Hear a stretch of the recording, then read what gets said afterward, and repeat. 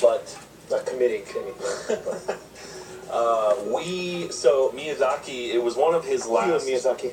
It was one of his last almost entirely hand-drawn films. There was a little bit of computer-assisted imagery, but it was almost entirely hand-drawn. And he had been working on the idea since like '94, but he couldn't crack it because there were too many similarities to sort of obviously things he had already explored in Nausicaa and Totoro.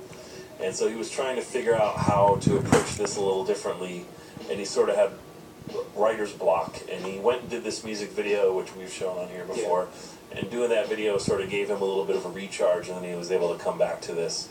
So I've read that he personally looked at every cell and then made comments on every cell, and he personally redrew 80,000 cells. That's what it takes to be Miyazaki. Yeah. So my work ethic is slightly below that. Sure. Well, I looked at this spreadsheet for Preflight. Yeah, I don't think it's mostly correct. I don't think that's a question. Your work ethic is definitely not. Not in question. Yeah. Nice. No, it's not a question. It's terrible. But for now, we have a history with Princess Mononoke in that Turner Classic Movies got the rights to show some Miyazaki films many years back, 2004, 3, I think.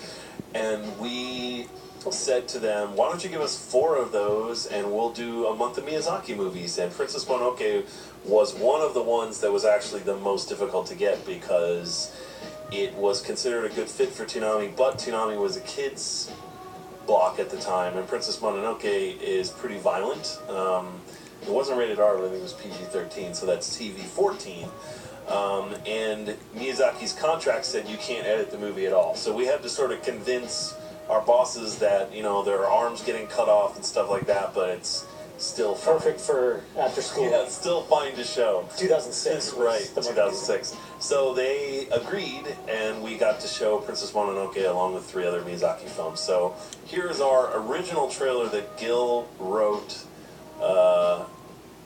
I think I took a little crack at it, but you mostly wrote it, and then it was edited by a guy who no longer works at Toonami.